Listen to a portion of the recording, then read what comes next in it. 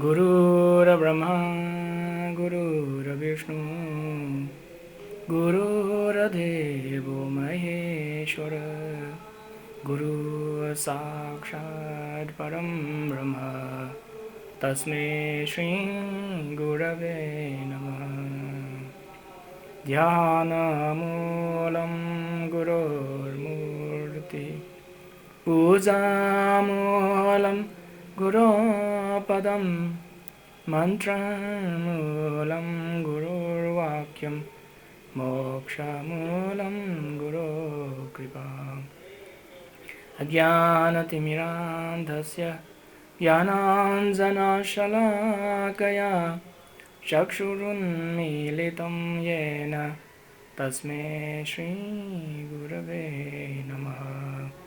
Om Shanti Shanti Shanti.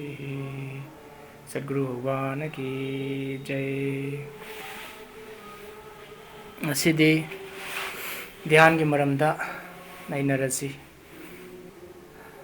Dharana haiba mane, dhyan haiba mane, samadhi haiba mane. Ahumse amatani. Ahoba tamkhalakpa aduna dharana hairani. Khara maipa kandana dhyan hairani. Aduga pura pungning lupsillaba aina tawribaduda dhyan duda adu ergadi samadhi hairaga khangnai. Aduna ahumse amatani. Maipak triba ahobuduna dharana haire, English da hairagana concentration. Aduga ani subadana khara maipa aba matamdana dhyan haire. Aduga ahum suba mapung phana maipa kandana samadhi hai. Ahumse amatani. Ada dhyan haibase kadaibu kauge haibu karigumba potsagama khaktangda natra misagama khaktang natragana ishorda pungning thamba leptana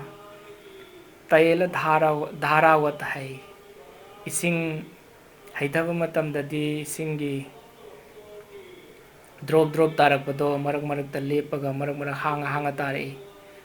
Tel hairagati thau haithaba matamdadi mathuktagina makhabu samnaraga tarai. Amabau marakta gap laitana hangdana samnaraga tarai. Adugi matawgumna pungning do amatta choithoktaba aina khaliba potsak misak natra ishor natra khaliba wakhalduda adu kaktang leptana chendaraga leiraba chatharaga atopa wakhalambu laktaba adudubu dhyan gawe. Aduna ahobada dharana haisina akhoi kanna hoti honaba dhyan tawgena aduduga marakta mu atopa wakhal mayamsu khalae adaidi mu he aidi dhyan tawrambani atopa wakhalom khanjale haidana aina khalambu wakhal mayamdo mu tanthokre adu matungda aina tawjariba dhyan do da pungning amuk thingjale amuk chatki pungning do amuk chonga chatkhre te wakhal mayam khale amuk puchale amuk chakhre amuk puchale hanna honaba do aduna concentration natraga dharana hai. Adai khara sangna mai pala kandana aduna dhyan hairani. Adai mapung bana aina khaliba posak tuda pulap lupsangraba adu ergana samadhi hairani. Aduna sanskrit di dhyata haibamne dhyan haibamne dheya haibamne ahum thona lei. Dhyata hairagana dhyan tawriba mi haidi akhoi. Adagi dhyan hairagana khaliba wakhaldo process do. Adagi dheya hairagana madugi maramda aina khaliba rose gi matangda khanba yai, ishor gi matangda khanba yai, natragana mahavakya aham brahmasmi pragyanam brahma tattvamasi sitaida khanba yai. Aina khalibado khaliba pochak misak natragana mahavakya adubuna kari kaurage bo dheya hai. Dhyata hairagana dhyan tawriba mi, dhyan hairagana khaliba wakhaldo process do. Adagi dheya hairagana magi maramda khalibado madu pochak do misak do ishor do adubuna dheya haira khangnarani. adana dhyata ध्यान और ध्येय अहुमसे pull-up पुंजनग्रगा ध्यान आई तौरी हाइजे काउथोग्रनी ध्यान काउथोग्रनी आई काउथोग्रनी अदुदुगा खल्लिबा पोसक तो ईश्वर के मरमदा खनबो अरगदी आई ध्यान तौरी हाइजे काउथोग्रनी आई सामु लेबर लेतब्रा हाइजे काउथोग्रनी अदुगा आई सामक से ईश्वर द तिनग्रनी ईश्वर की वाखल खक्त खल्लगा लेरनी आइजु काउग्रनी अदुदुगा तौरीबा वाखन खल्लिबदो ध्यान दो अदुजु काउथोग्रनी सिगी स्थिति जिबु करी हारगा सिगी फिबम पुनिंग फिबम जिबु करी हार खंगनागेबु समाधि हार खंगनै अदुना पतंजलि योग सूत्रदा पतंजलि मसाना योग से निपान थाग निपान हाइना थममे यम नियम आसन प्राणायाम प्रत्याहार धारणा ध्यान समाधि हाइदना इरोय लोयबनी हक्चांग फननब तौबा पुनिंग फननब तौबा मयाम से लोय होनर मतुंगदा लास्ट माइ पाकदोरिनी ध्यान हाइजे धारणा ध्यान समाधि हाइजे सिना रोय स्टेज नि समाधि दे लेर मतुंगदनी ईश्वर फंगदोरिजे ईश्वर खंगदुइजे मसक अनौ अनौब ज्ञान मयाम मा खोइना हान खंगमदबा लाइक पारगा खंगदब ज्ञान मयाम फंगदुइजे समाधि हाइजदगिनी ध्यान द लोय लेरे पारगा खंगिबा मयाम सिदि इंफॉर्मेशन का वे इंग्लिश दा हारगना हिंदी दना खबर हाय मणिपुरी दति पाव खबर बाबगुमनी खबर पारगा अखोइदा कैसु नॉलेज हेंगते अदुना खबर पार खोइदा नुंगाइब पीदे खबर पारगा अखोइ हाना लेजरंबा आई इसागी नॉलेज दो हेंगतब लेते अदुगा आइना हाना लेजरंबा नॉलेज दो ताथरकबसु लेते खबर पारगा ई पाव करी करी थोई खोली हाइबदु खंगबै वानी नॉलेज हाइजे कदाइबु कौकेबु मदुबु फंगगा लोइनाइदब नुंगाइब फंगबा मदुबु फंगगा लोइनाइदब इज्जत फंगबा मपुंग फाबा इज्जत मधु फंगगा शांति फंगबा मधुबु ज्ञान कौई करीगुंबा ज्ञान ज्ञान हारिबसे मसी फंग मतुंगदा पैसा फंगद्रबा नत्र इज्जत फंगद्रबा नत्र शांति फंगद्रबा नत्र नुंगाइब फंगद्रबा सि अमतनी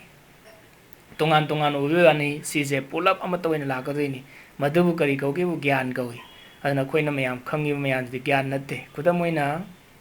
इंजीनियरिंग की लाइक लई कॉलेज इंजीनियरिंग कॉलेज द तंबा कमाई तौरगा बल्ब सानी हाइदना मधुगी लाइक तो पूरा चिंफा पुथोबा अदु बल्ब सांगमोय कईनो बदु प्रैक्टिस संगी हन्ना होना होनब संगी अदुई मतुंग द ओ सुमाई सादुबर हन्ना हन्ना हन्ना होनर मतुंग द लाल कांदा सोयर कांदा कोना सांगमिनी अदु ओजाम जु संगी नत्रदि यादे तो कयामुक यामना मतम संगीबु याम संग्रजानी होनब याम कन संगी मीना इरमगा लैरब लाइक तो मधु पारगा तौब बाउदा बल्ब तो साव मतमदा सही मयाम चंगी मधुगी नॉलेज नॉलेज दि लाइक लेरबनी लाइक तकी तो खंगगा तौ मतम जु क्या कुई चंगरे अदुनदी लाइक त लेबजे ज्ञान से ज्ञान नते से इंफॉर्मेशन हायर खबर हायर खंगने ज्ञान हाइदि कदाइबु कौकेबु थॉमस एल्वा एडिशन न पुथोकदोरिनि बल्ब अदुगी थॉमस एल्वा एडिशन की मागी ब्रेन द यावरिबदो बल्ब कमाय पुथोकनी हाइबगी अदुबु ज्ञान कौई अदु फंगबदगी पैसा क्या फंगरे मा इज्जत क्या फंगरे संसार पूर्णमक से मागी मखुत लोई लेगरे पेटेंट माना लोई लौगरे अदुना बल्ब वर्ल्ड पूर्णमकी मफमदुदा मतमदुदा हेक योलिब बल्ब अमजे अदो मधुगी पैसा तो share मंगोंद लाक्तुइनि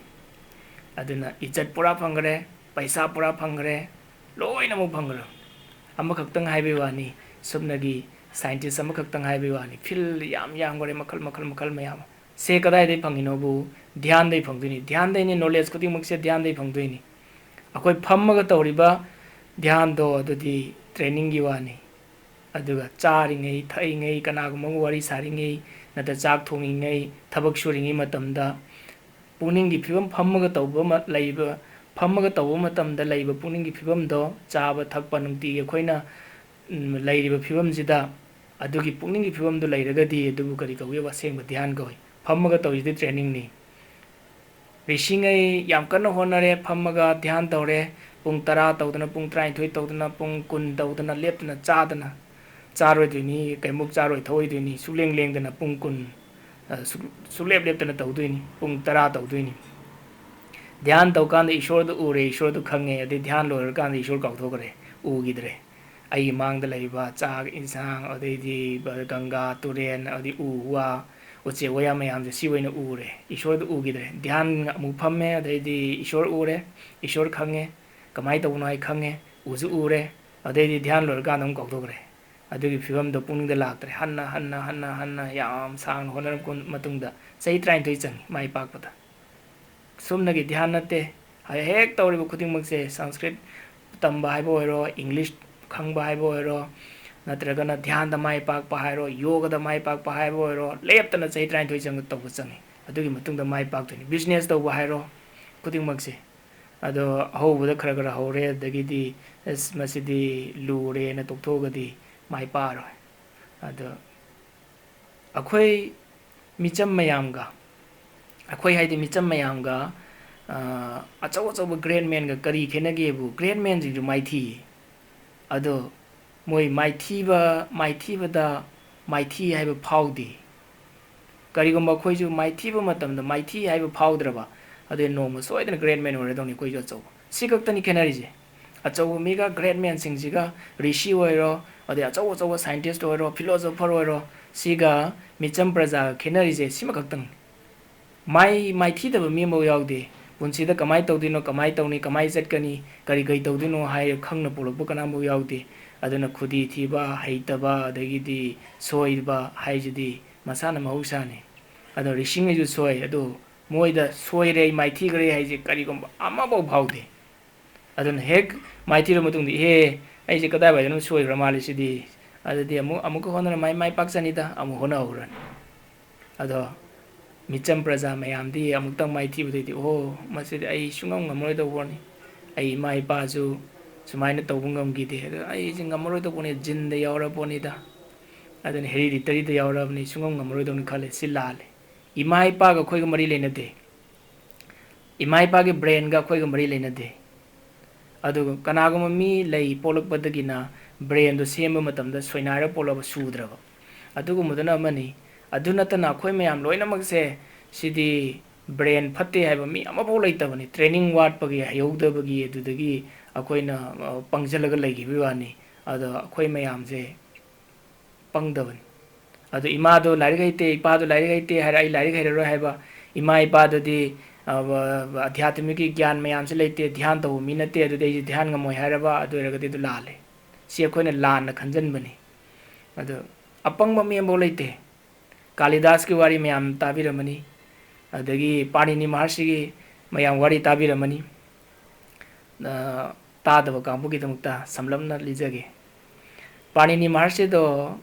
Panini hai je Sanskrit ke vyakaran prithvi punam phawriba vyakaran je Sanskrit ki se Panini hai jini iramdoi ni mamangda magi mamangda vyakaran mayam am lerame magi vyakaran do grammar do Sanskrit grammar adu iraga mana matamda di chin hai ngakdani ojaduna chin ta hairani adu satraduna taraga pharani adu mai toraga pharaga veda puran upanishad gita mayam se ojaduna satrada hairani satrada chimpha purani chimpha thirani adu mai toraga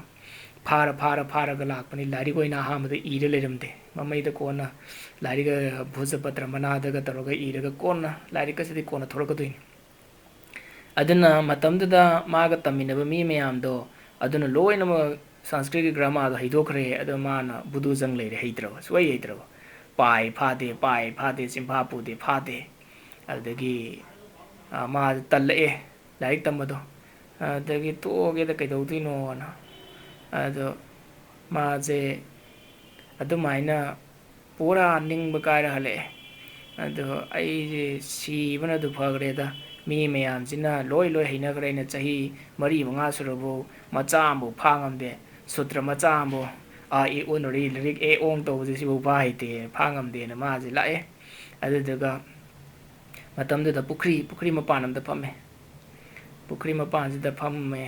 pukri duna mayam gi ising somnaba ising chana bising adu nupi mayam ji ising so ga pur chaki matamda de punni sinai ji lebang na sabu pun ada moi ising do sokale adagi di thak to matam do di cement ka mama leiba nate nungjau mayam do toraga mathang thammaga thak seme ado iroi loiba thak to deida makha dagi sing do bukhale pun do pikthana ade nupi mayam do phaija semba matam do da ꯄꯨꯟꯗꯣ ꯂꯩꯃꯥꯏ ꯍꯧꯖꯤꯛꯀꯤ ꯅꯨꯡ ꯃꯊꯛꯇꯨꯗ ꯊꯝꯃꯤ ꯃꯊꯛ ꯏꯊꯪ ꯊꯪꯕ ꯁꯤꯔꯤꯗꯨꯒꯤ ꯅꯨꯡ ꯃꯊꯛꯇꯨꯗ ꯑꯗꯨꯃꯥꯏꯅ ꯇꯧꯅ ꯃꯤ ꯑꯃꯃꯨꯛ ꯂꯥꯛꯏ ꯊꯝꯃꯤ ꯑꯃꯃꯨꯛ ꯂꯥꯛꯏ ꯊꯝꯃꯤ ꯑꯃꯃꯨꯛ ꯂꯥꯛꯏ ꯊꯝꯃꯤ ꯑꯗꯨꯃꯥꯏꯅ ꯇꯧꯔ ꯆꯠꯈꯤꯌꯦ ꯃꯥ ꯁꯨꯝ ꯌꯦꯡꯉ ꯂꯩ ꯁꯨꯝ ꯌꯦꯡꯉ ꯂꯩ ꯑꯗꯨꯗꯩ ꯃꯃꯩꯗ ꯃꯉꯣꯟꯗ ꯋꯥꯈꯜ ꯑꯃ ꯈꯜꯂꯛꯑꯦ ꯄꯨꯟ ꯍꯥꯏꯁꯤꯗꯤ ꯂꯩꯕꯥꯛꯅ ꯁꯥꯕꯅꯤ ꯁꯤꯗꯤ ꯏꯊꯣꯠ ꯊꯣꯠꯄ ꯄꯣꯠꯅꯤ ꯑꯗꯣ ꯄꯨꯟꯗꯨꯅ ꯏꯁꯤꯡ ꯍꯥꯞꯄ ꯄꯨꯟꯗꯨꯅ ꯅꯨꯡ ꯃꯊꯛꯇ ꯊꯝꯕꯗꯣ ꯅꯨꯡꯇꯤꯒꯤ ꯁꯨꯝ ꯊꯝꯕꯒꯤ ꯃꯄꯥꯗꯣ ꯀꯨꯠꯂ ꯂꯩꯌꯦ ꯃꯌꯥꯝ ꯉꯁꯥꯏꯒꯤ ꯅꯨꯄꯤ ꯃꯌꯥꯝꯅ ꯏꯁꯤꯡ ꯁꯣꯜꯂꯒ ꯊꯝꯕꯒꯤ ꯄꯨꯟ ꯊꯝꯐꯝꯗꯣ ꯑꯗꯣ ꯃꯉꯣꯟꯗ ꯐꯥꯎꯔꯛꯑꯦ ꯑꯁꯨꯛ ꯌꯥꯝꯅ ꯀꯟꯈ꯭ꯔꯕ ꯅꯨꯡꯁꯦ ꯁꯤꯒꯤ ꯄꯨꯟꯁꯦ ꯂꯩꯕꯥꯛꯅ ꯁꯥꯕ ꯄꯨꯟꯁꯦ ꯁꯤꯅ ꯇꯛꯄꯗ ꯈꯔ ꯇꯛꯄꯗ ꯇꯨꯝꯖꯜꯂꯛꯑꯒ ꯃꯁꯤ ꯀꯨꯠꯊꯔ ꯂꯩꯔꯦ ꯑꯗꯨꯅꯗꯤ ꯑꯩ ꯂꯥꯏꯔꯤꯛ ꯍꯩꯇꯦ ꯕꯨꯙꯤ ꯌꯥꯝ ꯄꯪꯉꯤ ꯍꯥꯏꯔꯤꯁꯦ ꯃꯁꯤ ꯌꯥꯅꯤꯗ ꯍꯟꯅ ꯍꯣꯠꯅꯔꯗꯤ ꯀꯩꯗꯧꯕꯩ ꯉꯝꯃꯣꯏꯗꯣꯏꯅꯣ ꯃꯉꯣꯟꯗ ꯑꯅꯧꯕ ꯋꯥꯈꯜ ꯑꯃ ꯐꯥꯎꯔꯛꯑꯦ ꯑꯗꯩꯗꯤ ꯑꯣꯖꯥꯗꯨꯒꯤ ꯃꯅꯥꯛ ꯆꯠꯂꯦ ꯍꯪꯉꯦ ꯑꯩꯁꯦ ꯀꯃꯥꯏꯅ ꯇꯧꯔ ꯂꯥꯏꯔꯤꯛ ꯍꯩꯅꯤ ꯑꯩꯁꯤ ꯀꯟꯅ ꯍꯣꯠꯅꯒꯦꯅ ꯈꯜꯂꯤ ꯍꯣꯠꯅꯔꯗꯤ ꯉꯝꯅꯦꯅ ꯈꯜꯂꯤ ꯍꯥꯏ ꯑꯗꯒꯤ ꯑꯣꯖꯥꯗꯨꯅ ꯍꯥꯏ ꯑꯗꯨꯗꯤ ꯁꯤꯕꯖꯤꯒ ꯑꯔꯥꯙꯅꯥ ꯇꯧꯔꯣ ꯄꯨꯖꯥ ꯇꯧꯔꯣ ꯁꯤꯕ ꯚꯒꯋꯥꯟꯒꯤ ꯃꯍꯥꯗꯦꯕꯒꯤ ꯑꯗꯨ ꯑꯣꯏꯔꯗꯤ ꯃꯥꯅ ꯄꯦꯟꯕꯤꯔꯒꯗꯤ ꯅꯪ ꯁꯣꯏꯗꯅ ꯒ꯭ꯌꯥꯟ ꯐꯪꯒꯅꯤ ꯁꯪꯁꯀ꯭ꯔꯤꯠ ꯒ꯭ꯔꯥꯃꯥꯔꯒꯤꯁꯦ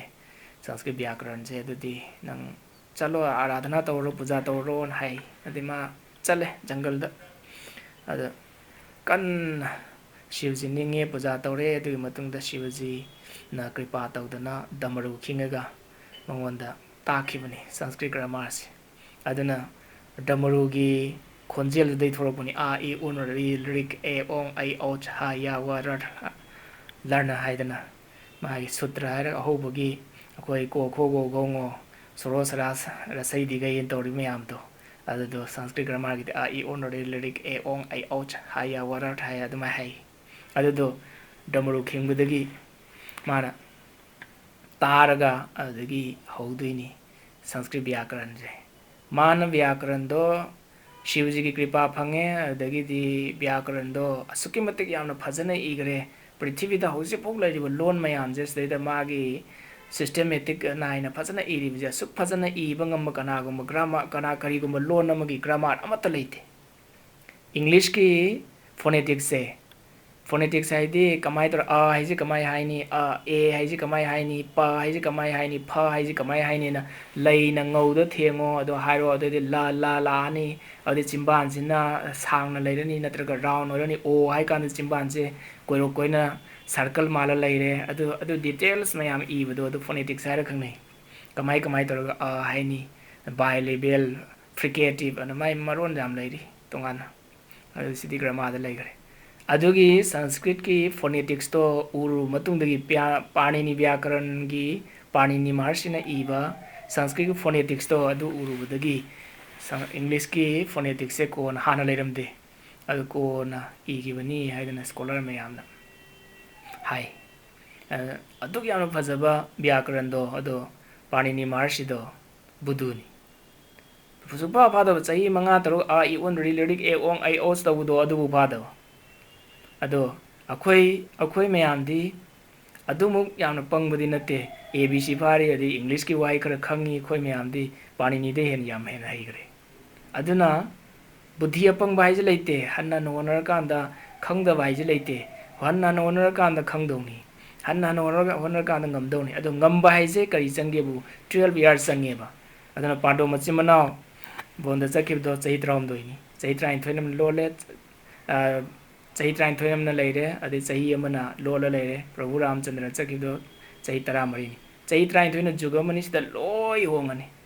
ꯐꯤꯖꯦꯠ ꯆꯛꯆꯥ ꯌꯨꯝꯂꯩ ꯀꯩꯔꯩ ꯂꯣꯟ ꯑꯩꯈꯣꯏ ꯍꯛꯆꯥꯡꯁꯦ ꯍꯥꯟꯅ ꯅꯥꯒꯟꯕ ꯃꯤ ꯑꯣꯏꯔꯝꯕ ꯌꯥꯏ ꯌꯣꯒ ꯇꯧꯔꯕ ꯆꯥꯕ ꯊꯛꯄ ꯅꯤꯌꯣꯝ ꯅꯥꯏꯔꯕ ꯑꯗꯨ ꯑꯣꯏꯔꯒ ꯆꯍꯤ 19 ꯃꯇꯨꯡꯗꯗꯤ ꯍꯥꯟꯅ ꯑꯅꯥ ꯃꯌꯥꯝ ꯂꯣꯏ ꯐꯈ꯭ꯔꯅꯤ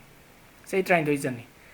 ꯊꯥ ꯑꯃꯅꯤ ꯇꯧꯔꯒ ꯆꯍꯤ ꯑꯃꯅꯤ ꯇꯧꯔꯒ ꯑꯗꯨꯗꯤ ꯃꯁꯤꯗꯤ ꯀꯥꯟꯅꯗ꯭ꯔꯦꯅ ꯇꯣꯛꯊꯣꯛꯑꯒꯗꯤ ꯑꯗꯨꯗꯤ ꯑꯣꯏꯔꯔꯣꯏ ꯀꯩꯒꯤꯅꯣꯗꯤ ꯍꯥꯟꯅꯗꯤ ꯁꯣꯏꯔꯒ ꯃꯅꯨꯡꯗ ꯃꯌꯥꯝ ꯑꯃ ꯂꯩꯔꯕꯅꯤ ꯌꯥꯗꯕ ꯃꯌꯥꯝ ꯑꯃ ꯑꯗꯨ ꯔꯤꯄꯤꯌꯥꯔ ꯇꯧꯕ ꯃꯇꯝꯗꯗꯤ ꯃꯇꯝ ꯁꯥꯡꯅ ꯆꯪꯉꯤ ꯑꯗꯨꯅ ꯀꯟꯅ ꯍꯣꯠꯅꯕ ꯆꯪꯉꯤ ꯂꯦꯞꯇꯅ ꯍꯣꯠꯅꯕ ꯆꯪꯉꯤ ꯑꯗꯨ ꯑꯣꯏꯔꯒꯗꯤ ꯃꯥꯏ ꯄꯥꯛꯇꯕ ꯑꯃꯠꯇ ꯂꯩꯇꯦ ꯑꯗꯨꯅ ꯙꯥꯔꯅꯥ ꯍꯥꯏꯕ ꯑꯃꯅꯦ ꯙ꯭ꯌꯥꯟ ꯍꯥꯏꯕ ꯑꯃꯅꯦ ꯁꯃꯥꯙꯤ ꯍꯥꯏꯕ ꯑꯃꯅꯦ 12 ꯁꯦꯀꯦꯟ 12 ꯈꯛꯇꯪ ꯀꯔꯤꯒꯨꯝꯕ ꯄꯣꯠꯁꯛ ꯃꯤꯁꯛ ꯅꯠꯇ꯭ꯔꯒ ꯏꯁꯣꯔ ꯑꯣꯕꯖꯦꯛ ꯑꯣꯐ ꯃꯦꯗꯤꯇꯦꯁꯟꯗꯨꯗ ꯙ꯭ꯌꯦꯌꯗꯨꯗ ꯄꯨꯛꯅꯤꯡꯁꯦ ꯑꯗꯨꯝ ꯊꯝ ꯉꯝꯃꯕ ꯃꯔꯛꯇ ꯑꯇꯣꯞꯄ ꯋꯥꯈꯜ ꯑꯃꯐꯥꯎ ꯈꯜꯂꯛꯇ꯭ꯔꯕ ꯁꯦꯀꯦꯟ 12 ꯑꯗꯨꯕꯨ ꯀꯔꯤ ꯀꯧꯒꯦꯕꯨ ꯙꯥꯔꯅꯥ ꯍꯥꯏ ꯙꯥꯔꯅꯥꯗ ꯃꯥꯏ ꯄꯥꯛꯑꯦ ꯁꯦꯀꯦꯟ ꯑꯃꯈꯛꯀꯤ ꯃꯅꯨꯡꯗꯐꯥꯎꯗ ꯑꯇꯣꯞꯄ ꯋꯥꯈꯜ ꯃꯌꯥꯝ ꯑꯃ ꯈꯜꯂꯛꯏꯅꯤ ꯁꯦꯀꯦꯟ 39ꯁꯦ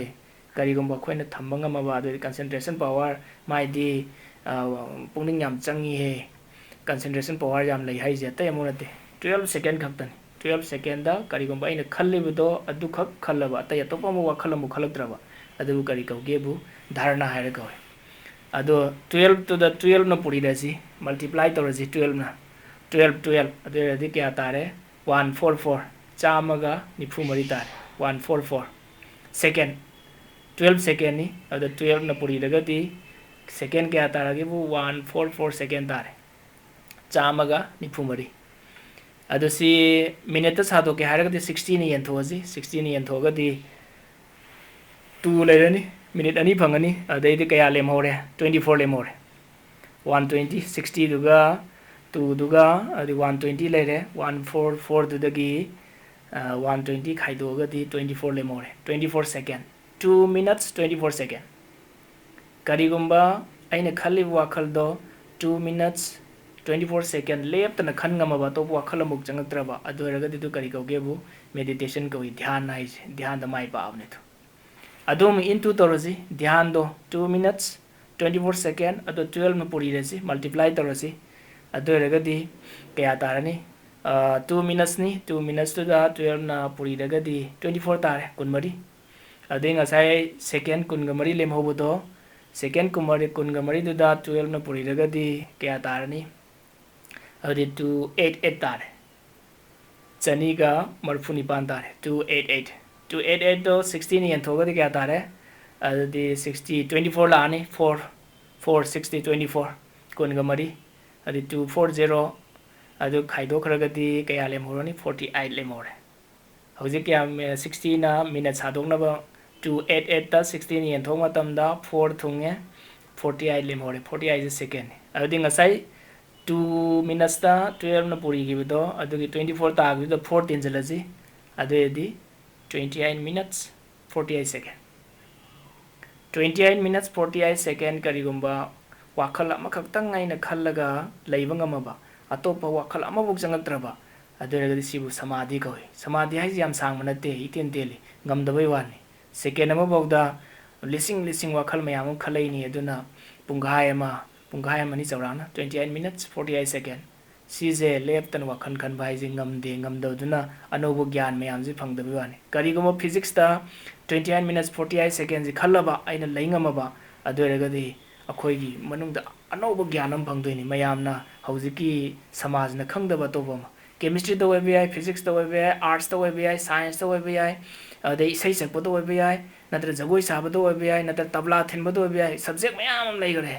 लाख लाख त लेगरे अदो अदुगी सब्जेक्ट सिंग द करिगुम खल्लबा अदु रगदी मदो अदुगी सब्जेक्ट तो ज्ञान फंगदुइन अदो साइंटिस्ट सिंग जे असेंग ध्यान नि मोय तौरिस मोय चाबा थकबा चंगपोते ममानबा मयाम लाक्तुइनी अदुगा मयाम लाइव हिस्ट्री यंगबिरो साइंटिस्ट मयाम गे लोय पाबा मतम थेंगनरदों मोय तुमनी हाइबा कावरे तुम वाब खंगदे मैडम क्यूरी कमाई तौर सिगी हाइबा मयाम पाबिरो थेंगनबिरोनी सोयदना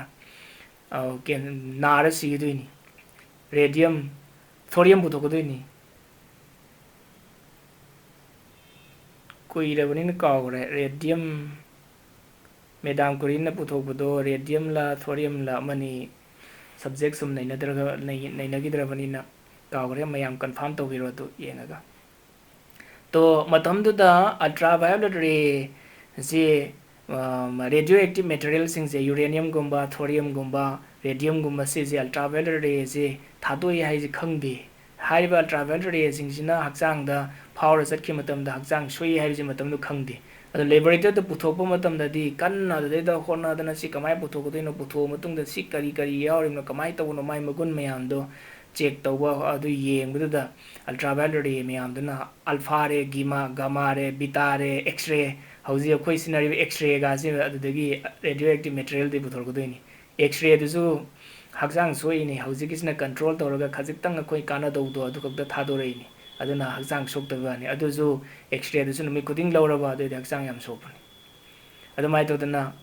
alpha ray beta ray gamma ray मयाम लोय फावदो सकिदना masado energy amuk yaudre pura so yam sokjalabni adubu nabambu awabambu phawgidi laboratory de hek changakan laboratory hek to ga thorakan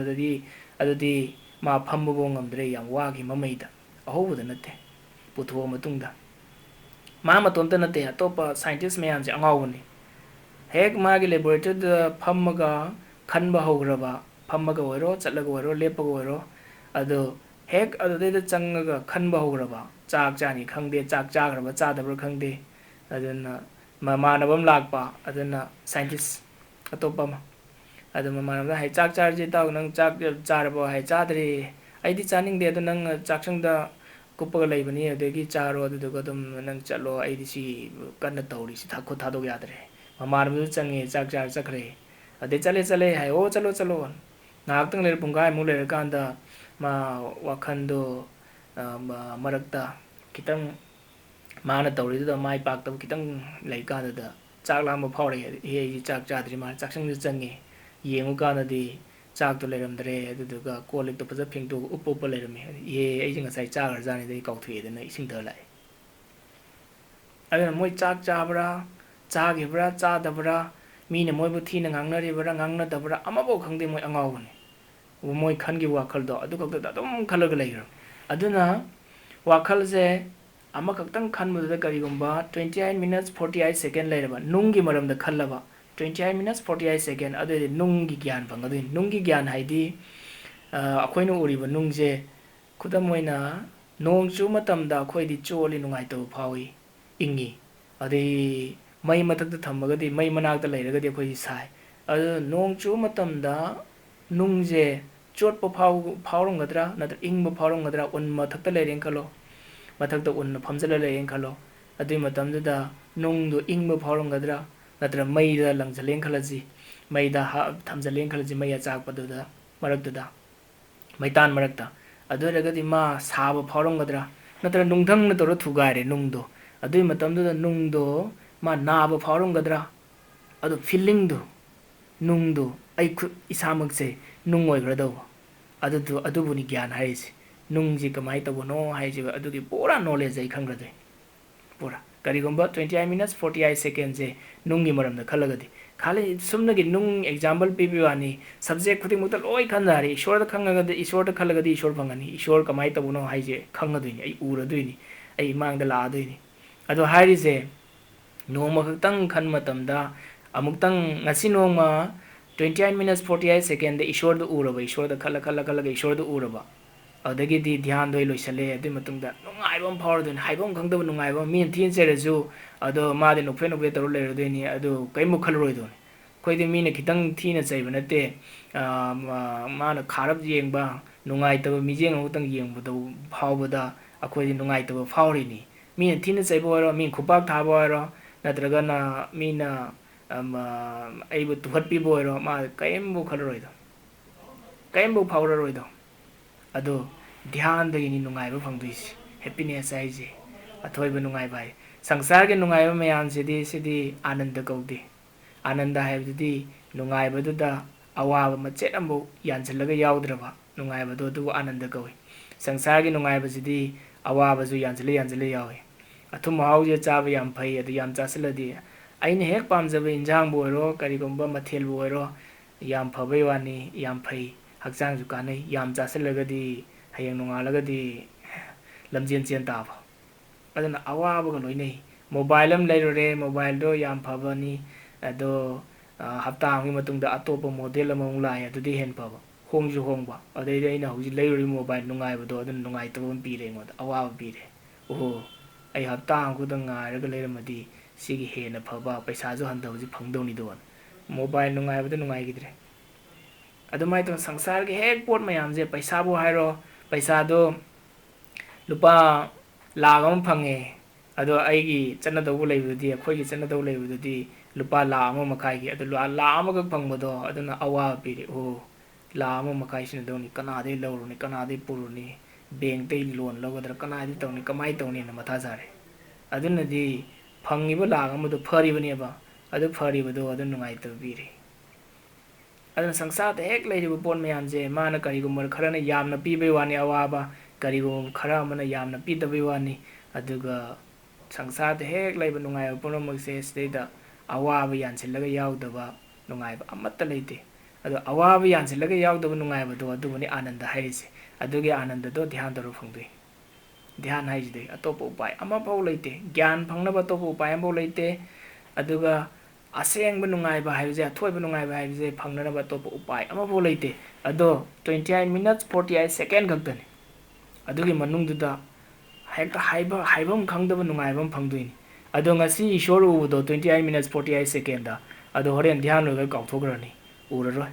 ꯑꯗꯩꯗꯤ ꯑꯃꯨꯛꯀ ꯇꯧꯔꯅꯤ ꯑꯗꯩꯗꯤ ꯍꯥꯟꯅꯗꯤ ꯏꯍꯥꯟ ꯍꯥꯟꯕ ꯎ ꯀꯥꯟꯗꯗꯤ ꯃꯁꯦꯟ ꯃꯔꯥꯡ ꯐꯖꯅ ꯅꯤꯡꯊꯤꯅ ꯎꯔꯣꯏꯗꯣꯏꯅꯤ ꯑꯗꯣ ꯉꯁꯤ ꯑꯃꯨꯛ ꯇꯧꯔꯕ ꯍꯣꯠꯅꯔꯕ ꯍꯌꯦꯡ ꯑꯃꯨꯛ ꯇꯧꯔꯕ ꯍꯣꯠꯅꯔꯕ ꯍꯪꯆꯤꯠ ꯑꯃꯨꯛ ꯇꯧꯔꯕ ꯍꯣꯠꯅꯔꯕ ꯑꯗꯣ ꯍꯦꯛꯇ ꯐꯪꯕ ꯅꯠꯇꯦ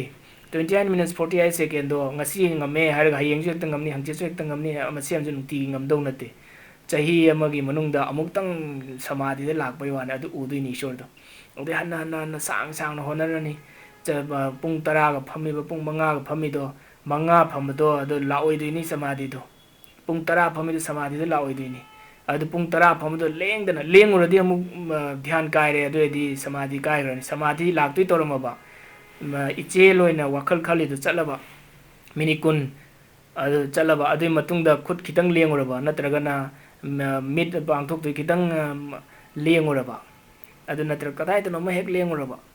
ꯑꯗꯨ ꯂꯦꯡꯕꯗꯩꯗꯤ ꯉꯁꯥꯏ ꯁꯃꯥꯙꯤꯗꯣ ꯀꯥꯏꯈ꯭ꯔꯅꯤ ꯑꯗꯨꯅ ꯐꯝꯕꯨ ꯐꯝꯃꯕ ꯙ꯭ꯌꯥꯟꯗ ꯐꯝꯕ ꯍꯧꯔꯕ ꯑꯗꯨ ꯑꯣꯏꯔꯒꯗꯤ ꯁꯨꯛꯂꯦꯡ ꯂꯦꯡꯉꯔꯣꯏꯗꯧꯅꯤ ꯙ꯭ꯌꯥꯟꯗ ꯐꯝ ꯃꯇꯝꯗ ꯑꯃꯅ ꯀꯣꯁꯃꯤꯛ ꯑꯦꯅꯔꯖꯤ ꯄ꯭ꯔꯥꯟ ꯍꯥꯏꯔꯒꯁꯨ ꯈꯪꯅꯔꯦ ꯀꯣꯁꯃꯤꯛ ꯑꯦꯅꯔꯖꯤ ꯍꯥꯏꯕ ꯄ꯭ꯔꯥꯟ ꯍꯥꯏꯕꯁꯤ ꯑꯃꯠꯇꯅꯤ ꯑꯗꯨꯅ ꯄ꯭ꯔꯥꯟꯗꯣ ꯂꯥꯛꯀꯗꯣꯏꯅꯤ ꯙ꯭ꯌꯥꯟ ꯇꯧꯕ ꯃꯇꯝꯗ ꯀꯔꯤꯒꯨꯝꯕ ꯂꯦꯡꯉꯕ ꯑꯗꯩꯗꯤ ꯄ꯭ꯔꯥꯟ ꯃꯅꯨꯡꯗꯒꯤ ꯄ꯭ꯔꯥꯟ ꯊꯣꯛꯂꯛꯀꯗꯧꯗꯣ ꯁꯛꯇꯤ ꯑꯃ ꯑꯦꯅꯔꯖꯤ ꯑꯃ ꯂꯥꯛꯇꯧꯗꯣ ꯑꯗꯨ ꯐꯪꯉꯔꯣꯏ ꯑꯗꯨ ꯀꯔꯤꯒꯨꯝꯕ ꯂꯦꯡꯗ꯭ꯔꯕ 28 minutes 48 seconds ꯂꯦꯡꯗ꯭ꯔꯕ ꯑꯗꯨ ꯑꯣꯏꯔꯒꯗꯤ ꯑꯦꯅꯔꯖꯤ ꯍꯧꯖꯤꯛꯀꯤ ꯄ꯭ꯔꯥꯟꯗꯣ ꯂꯥꯛꯑꯅꯤ ꯑꯗꯨ ꯁꯤꯒꯤ ꯀꯣꯁꯃꯤꯛ ꯑꯦꯅꯔꯖꯤꯁꯦ ꯀꯌꯥꯃꯨꯛ ꯌꯥꯝꯅ ꯁꯛꯇꯤ ꯂꯩꯒꯦꯕꯨ ꯍꯛꯆꯥꯡ ꯃꯅꯨꯡꯗ ꯂꯩꯕ ꯀꯦꯟꯁꯔꯐꯥꯎꯗ ꯂꯣꯏꯅꯃꯛ ꯀꯣꯛꯍꯟꯕ ꯉꯝꯃꯤ ꯃꯉꯣꯟꯗ ꯀꯌꯥꯃꯨꯛ ꯌꯥꯝ ꯁꯛꯇꯤ ꯂꯩꯒꯦꯕꯨ ꯍꯧꯖꯤꯛꯀꯤ ꯄ꯭ꯔꯥꯟꯗꯨꯗ ꯑꯃ꯭ꯔꯤꯇꯥ ꯍꯥꯏꯗꯣ ꯁꯤꯗꯩ ꯂꯥꯛꯇꯣꯏꯅꯤ ꯑꯦꯅꯔꯖꯤ ꯑꯗꯨꯅ ꯙ꯭ꯌꯥꯟꯗꯒꯤ ꯂꯣꯏ ꯐꯪꯉꯤ ꯍꯥꯏꯔꯤꯕ ꯁꯛꯇꯤꯁꯤ ꯑꯗꯨꯅ ꯉꯁꯤ ꯙ꯭ꯌꯥꯟ ꯇꯧꯔꯅꯤ ꯏꯁꯣꯔ ꯎꯔꯅꯤ ꯑꯗꯒꯤꯗꯤ ꯏꯁꯣꯔ ꯍꯥꯏꯁꯦ ꯁꯨꯃꯥꯏꯅ ꯇꯧꯕ ꯑꯣꯏꯔꯦ ꯈꯤꯇꯪ ꯃꯁꯦꯟ ꯃꯔꯥꯡ ꯈꯔ ꯎꯔꯅꯤ ꯃꯊꯪꯒꯤ ꯑꯃꯨꯛ ꯁꯃꯥꯙꯤꯗ ꯃꯥꯏ ꯄꯥꯛꯑꯦ 28 minutes 48 seconds ꯑꯗꯨꯗꯩ ꯈꯔ ꯍꯦꯟꯅ ꯁꯦꯡꯅ ꯎꯔꯅꯤ ꯑꯗꯨꯃꯥꯏꯅ ꯇꯧꯔ ꯍꯟꯅ ꯃꯊꯪ ꯍꯣꯠꯅꯔꯀꯥꯟꯗ ꯑꯗꯨꯗꯒꯤ ꯈꯔ ꯑꯃꯨꯛ ꯁꯦꯡꯕ ꯈꯔ ꯑꯃꯨꯛ ꯐꯖꯅ ꯈꯪꯕ ꯈꯔ ꯑꯃꯨꯛ ꯐꯖꯅ ꯈꯪꯕ ꯑꯗꯨꯗꯒꯤ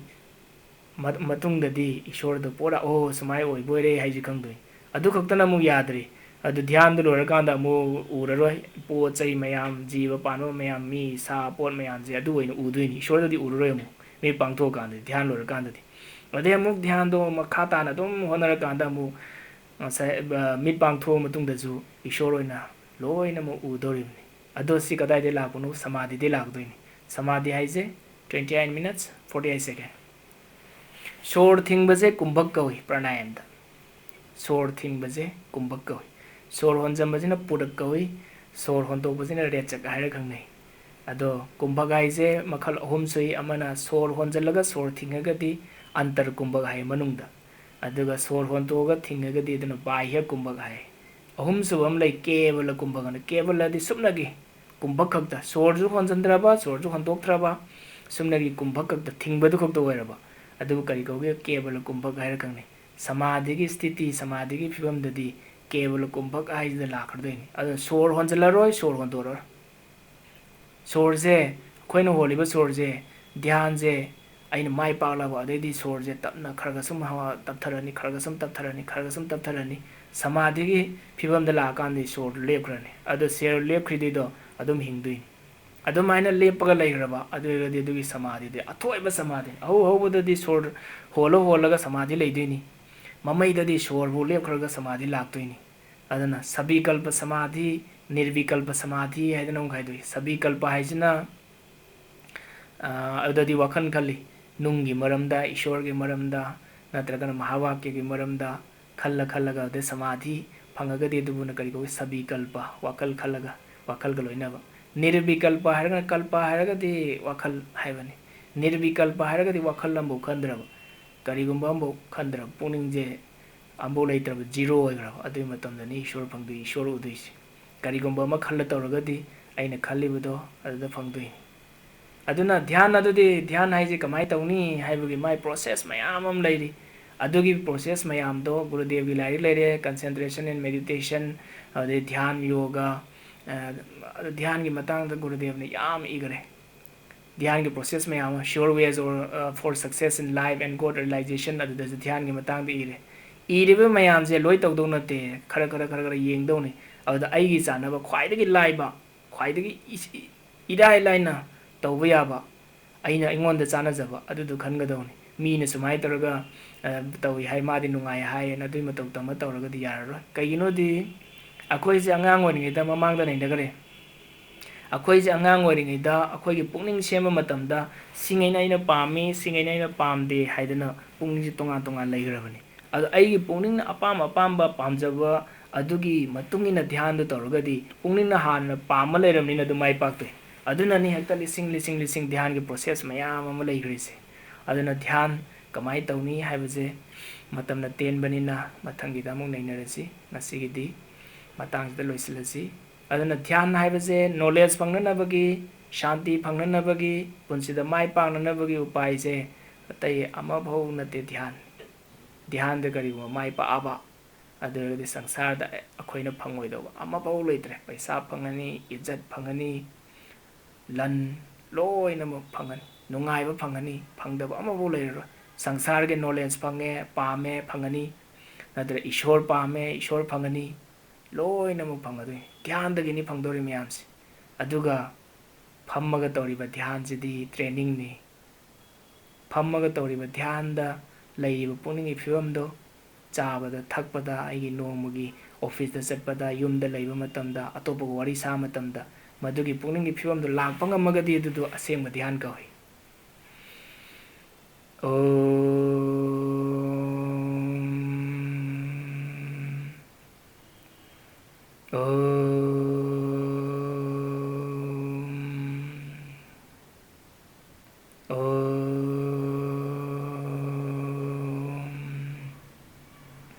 Purnamada Purnamidam Purnat Purnamudachyate Purnasya Purnamadaya Purnameva Vashishyate Om Shanti Shanti Shanti Sadguru Bhagwan ki Jai Mayam Punupu Amukka Hanna Khurumjari